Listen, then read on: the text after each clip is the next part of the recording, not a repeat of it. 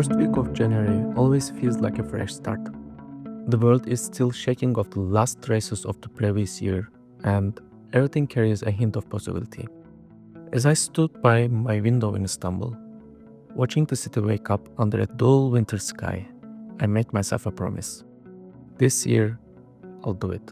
No more excuses. 2025 was going to be the year of travel, at least one trip per month, no matter what.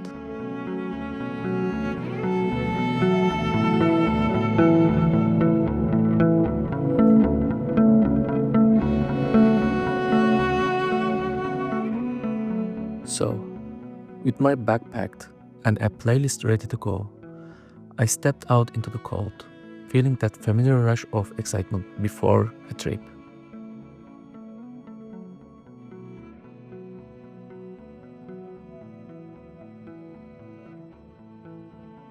This time, I was heading toward Ünye, my hometown on the Black Sea coast. Normally, I would take the fastest, most familiar route, the one that feels more like a commute than an adventure. This time, I wanted to slow down, take a different path, and see what stories the road had to tell.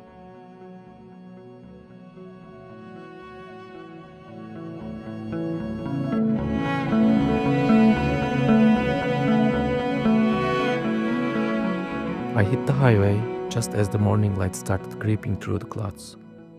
Istanbul, with all its chaos, slowly faded in my mirror, replaced by wide open roads and a crisp, wintry landscape. There is something about the first few hours of a road trip. The way the engine hums in the background, the occasional road sign flashing by, the scent of fresh coffee from a travel mug. It's in these moments that really starts to blur and the feeling of absolute freedom kicks in. As I drove past the outskirts of the city, the road stretched ahead like a blank canvas. I had no fixed plans, no strict schedule, just a general direction and an appetite for the unexpected.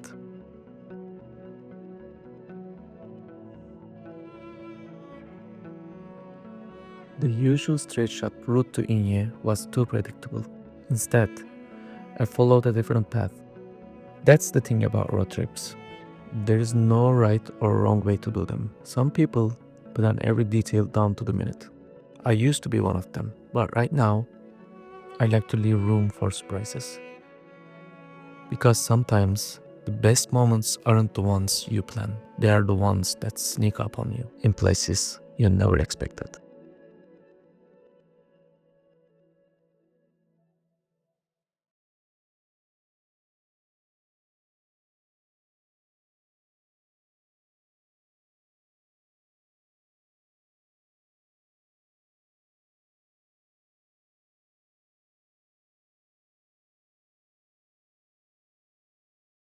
Rolling into Duzce, I didn't have high expectations. It's one of Turkey's smallest cities, tucked between Istanbul and the Black Sea coast, more of a stopover than a destination. But if there's one thing I learned from traveling, it's that places you least expect to be interesting often end up surprising you the most.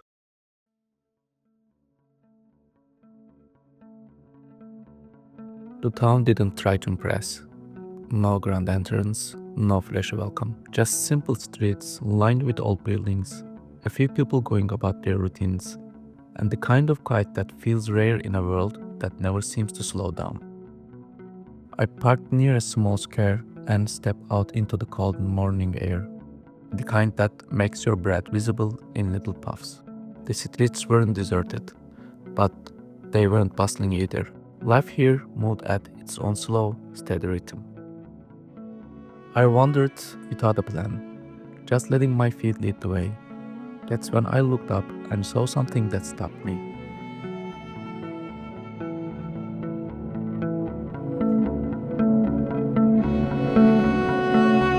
A massive flock of birds had taken flight, their dark silhouettes sweeping across the pale gray winter sky. They moved together like a living painting, as if some unseen force was guiding them. It was the kind of moment you can't capture in a photo, the kind that makes you feel small in the best way possible.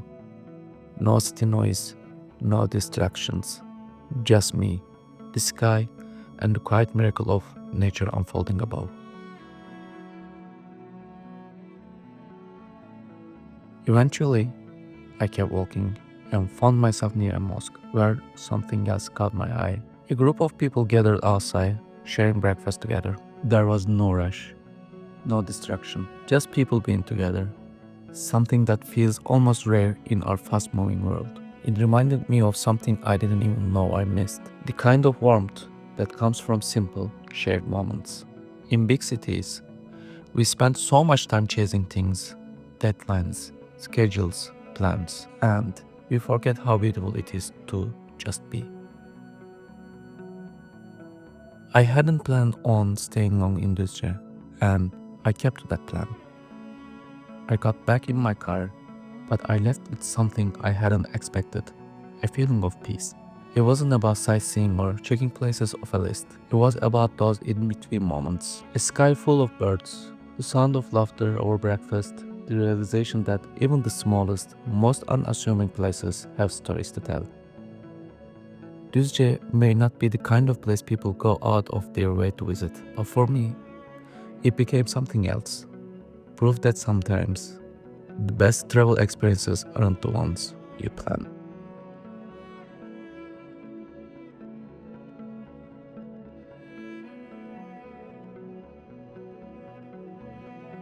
Leaving Duzce, I had a bit of hope for Zonguldak. The drive there was promising.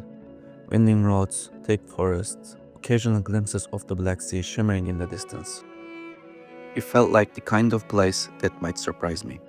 But as soon as I arrived in the city center, that hope faded pretty fast. Zonguldak is known for its coal mines, and honestly, that industrial vibe is everywhere.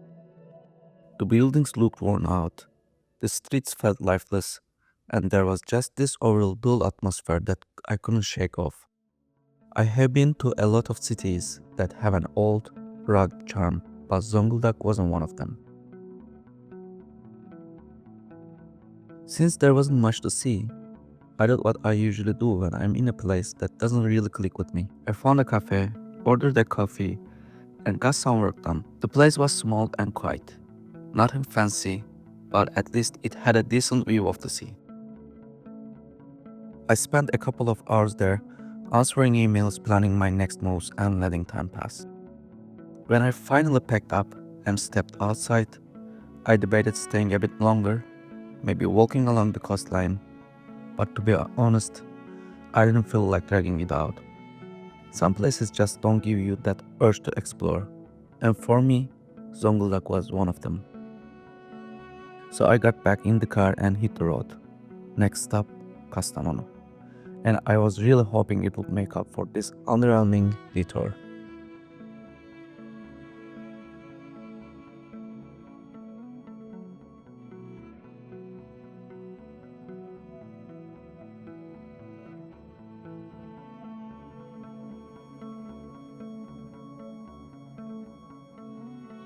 After leaving Zonguldak behind, I had no idea what was waiting for me in Kastamonu. I didn't do much research, didn't look up must-see places, and honestly, that felt kind of freeing. It was just me, the road, and the unknown ahead.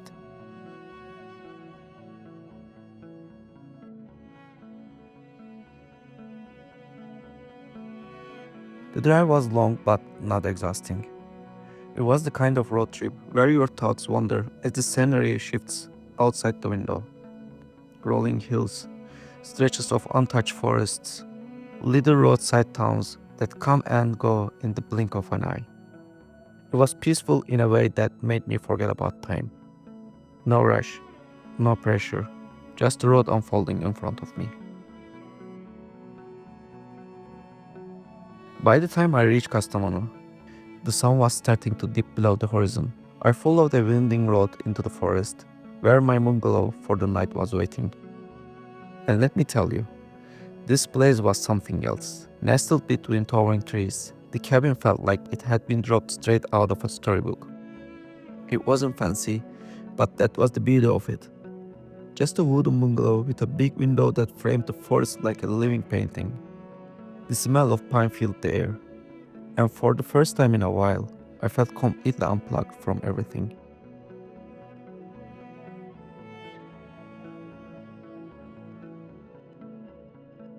I made a cup of tea, sat by the window, and just watched as the world also slowly darkened. One by one, the stars appeared, dotting the sky like little lanterns. There's something about being away from city noise that makes you hyper aware of the smallest things. The wind rustling through the trees, the distant hoot of an owl, the absolute stillness of the night. That night, I had no idea what Kastamonu had in store for me the next day. And honestly, that was the best part. No expectations, no checklist, just waking up and seeing where the road would take me the next. I woke up to the kind of morning that makes you want to just lie there and soak it all in. It was around 7 a.m. and the sun wasn't up yet, but the first light of the day was slipping through the triangular window of my bungalow. For a while, I just watched. The slow transition from night to day, the way the sky shifted from deep blue to pale orange. There is something about waking up in the middle of nature that just hits differently. No honking cars, no city noise, just quiet, uninterrupted stillness. Eventually, I pulled myself out of the bed, made some coffee, and got to work. There's this weird thing about working in places like this. It doesn't feel like work. Your focus is sharper, your mind clearer. Maybe it's the fresh air, maybe it is the fact that you're not surrounded by four white walls. Either way, I knocked out a few tasks before finally treating myself to a well-earned breakfast. By late morning, it was time to unplug and step outside. I had no particular route, no destination. I just let the trees guide me, walking through the forest, not knowing exactly where the path would take me. This felt like a much needed rest. I don't get moments like this in Istanbul. There, everything is rushed, chaotic, and always moving. Here, I just could be. Every time I escape the city, I tell myself I need to do this more often. And maybe this year, I actually will. After wandering for a while, I headed back, knocked out a couple more hours of work, and spent the rest of the evening thinking about the next day. The plan was simple: wake up, work a little, then explore Kastamonu. If I spotted a castle, I would climb. If I saw a clock tower, I would check it out. If I stumbled upon an old bazaar, I would wander through it. No planning, no strict itinerary, just seeing where the day would take me before I hit the road for Amasya.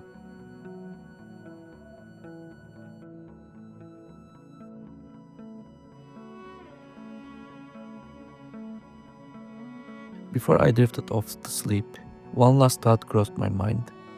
Don't wait for the perfect moment to escape the city. Just go. Find the time. Make the time. Nature might not solve all your problems, but it sure gives you the clarity to figure them out.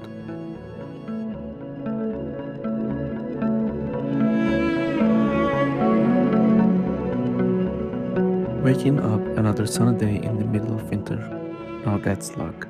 Kastamonu isn't exactly known for its blue skies this time of year. Usually, it's all about grey clouds, cold winds, and a good chance of rain. But for the second day in a row, I had clear sky and an inspiring sunrise pouring through my bungalow window. Everything felt just a little more alive.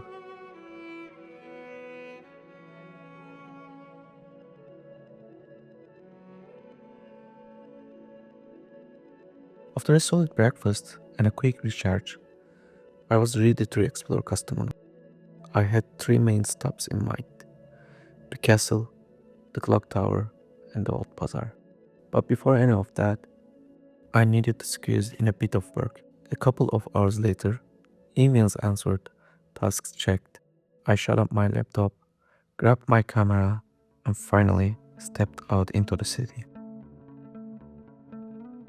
First stop, was the Kastamonu Castle. Since the castle sits on a hill, I figured I'd get the best views in town. Now, let's be real. I didn't exactly hike up there. I took my car because, well, why not? The castle itself is a mix of old and new. It's been renovated multiple times, but you can still find ancient stones scattered between the modern restorations, whispering stories of the past.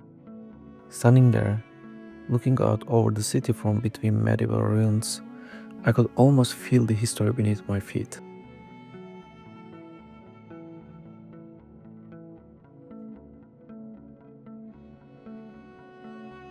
Before leaving, I picked up a small souvenir, a little keepsake for myself and my lover.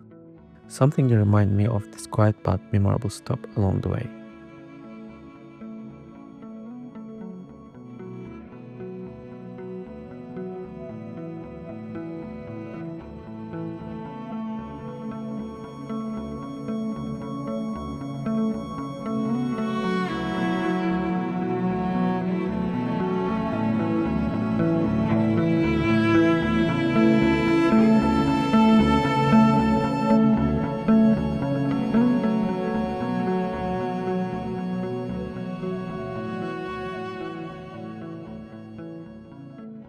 Second stop was the clock tower, and to be honest, there wasn't much to say about it.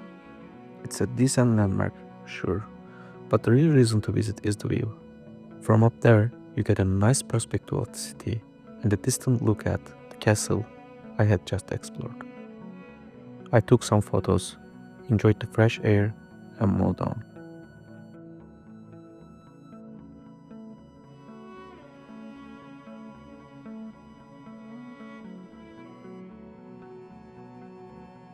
Third stop was the Old Bazaar. By this point, I needed a break, so I headed to Balkapanahan, Kastamonu's Old Bazaar. It's one of those places where time seems to slow down.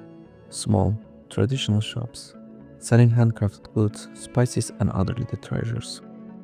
I found a cozy cafe tucked into a corner and sat down with a cup of tea, just watching the world go by. Locals came and went, chatting about their day, their jobs, their families. There's something really comforting about watching a city go about its daily routine. No rush, no urgency, just life unfolding in its own quiet way.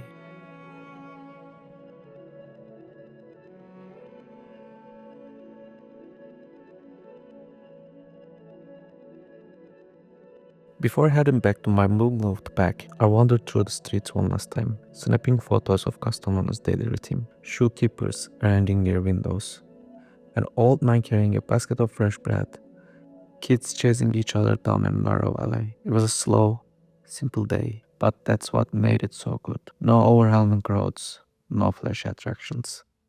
Just a town with stories to tell if you take time to listen.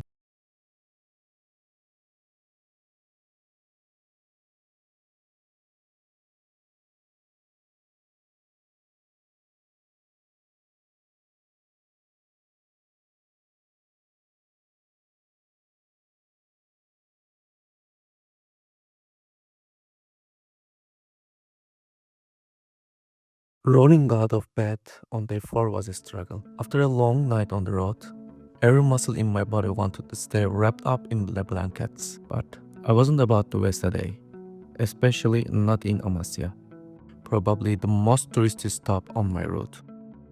Now, Amasya isn't some random place to me. I actually lived nearby in Merzifon for a while when I was younger. But back then, it wasn't a city I explored. This time, I wanted to see it through my fresh eyes as a traveler, not just someone passing through.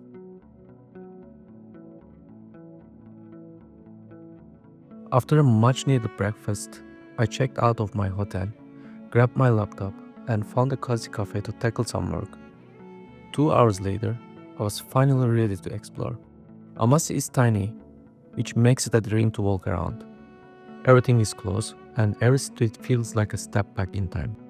The city sits between towering cliffs, with a castle at the top, ancient king tombs carved into the mountainside, and Ottoman-era houses lining the river below. It's got that perfect mix of history and charm. Every few steps, I run into something interesting. A centuries-old mosque, a hidden little museum, or just a spot where the view made me stop and take it all in. It is one of those places where you don't even need the navigation. Just walking around, camera in hand, is an experience on its own. After a couple of hours of wandering, I needed another break. Found a small cafe, ordered another coffee, and just sat for a bit, watching people go about their routines. There's something about Turkish cities, especially smaller ones, where life moves at this easy, unhurried pace. No one is rushing, no one is glued to their phones. It's refreshing.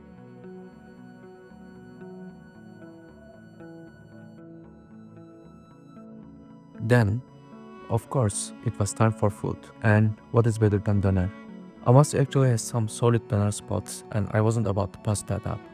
Was it the best doner I have ever had? Probably not. But it was good enough to fuel me for more exploring. My big plan for the day was to end it with a climb up to the King Tombs, one of Amasya's most famous landmarks. These ancient rock-cut tombs, perched high above the city, belong to the kings of Pontus and have been standing here for a very long time. I was ready to take in the view, soak up the history, and then I got there. But it was closed. After all that anticipation, I couldn't actually go inside. Instead, I settled for watching the city from another angle, which is, honestly, wasn't as breathtaking as I would hope. But that's travel for you. Some things work out, some things don't. Still craving a proper last view moment, I made my way to another cafe, this time on the opposite side of town. And this view was so much better. The whole city stretched out below, the castle glowing in the evening light. Sitting there, sipping the Turkish tea, I had that rare moment of total contentment. This was the perfect way to say goodbye to Amasya. Until the next time.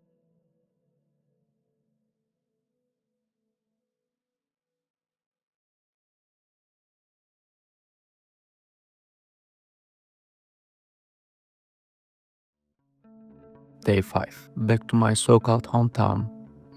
Ünye is the place I've always called my hometown. Even though I wasn't actually born here, it's more about the feeling than the facts, I guess. This was stop number 5 on my journey, and I plan to stay a little longer here. Partly because my parents live here, and partly because, well, I just wanted to. I decided to surprise them. My dad? Shocked. My mom? Well, that part didn't go as planned. She had already left for Giresun, another city in Turkey, to visit my grandparents. So, the surprise was only half a success. But that just meant I had one more stop to make soon. My first morning in Unye started with work, as always. But at least I had an unbeatable view. Waves crashing against the shore, the endless blue of the Black Sea stretching out beyond my parents' home. Honestly, I would trade my Istanbul apartment's view for this in a heartbeat. But you know, life happens. Once I wrapped up my morning tasks, I headed out to wander around town. Ünye is small but lively. It's got this youthful energy, mostly because the younger generation here is surprisingly open-minded. Something you don't always find in central Turkey. Maybe it is the sea. Something about living by the water just seems to open people up, make them more laid back, more connected to the world. If you are ever planning a Black Sea road trip, Ünye should definitely be on your list. You don't have to spend days here like I am, but even a few hours will be enough to get a feel for this town's vibe. And the next day, I was still in Ünye, still taking it slow. Most of my day was spent just walking around, revisiting old memories and eating all the food I missed. It's funny, this town has changed, but my feelings for it haven't. Some things stay the same no matter how much time passes. I think the reason is the firsts. This place holds a lot of firsts for me. First love, first real friendships, first taste of independence. It is the kind of town that sticks with you, no matter where life takes you. This is why I decided to rest here for a couple more days before hitting the road again.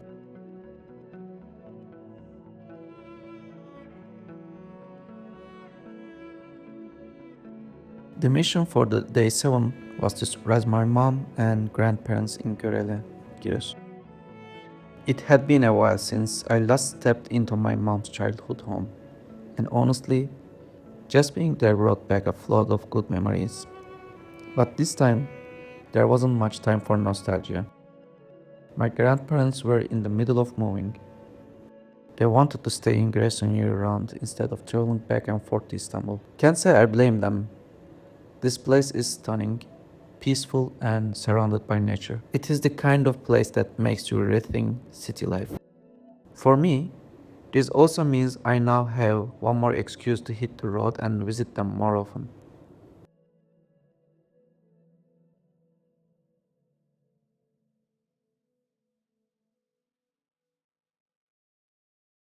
On the last day of my blacksea road trip, I visited my father's village. After a full week of taking in all this natural beauty, I think I've officially run out of words to describe it. But this stop wasn't about the scenery, it was personal. This village holds a special place in my heart because it's where my grandmother, my dad's mother, rests in peace. She was one of the kindest, most selfless people I have ever known. She spent her whole life taking care of others, never seeing much of the world beyond this village and our home. And yet, somehow, she's the reason I travel so much.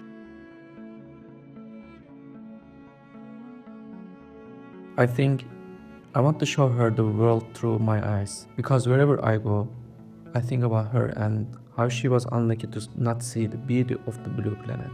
I stood by her grave, lost in thought for a few minutes, just taking it all in. This journey, this love for exploring, this need to see what's out there, I owe so much of it to her. And with that, my trip came to an emotional close. But the road never really ends. It just waits for the next adventure.